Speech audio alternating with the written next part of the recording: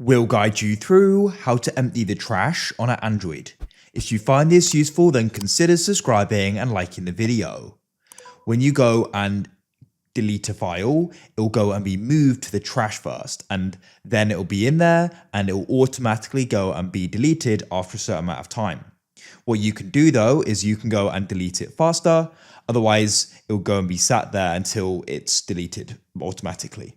So what you can do is go and swipe up on your device. What we need to do is go and find the Files app. So you can press search at the top and type in Files, or you can look in the folders and swipe across to different pages there. But type it in like so, and then you can go and find Files like this.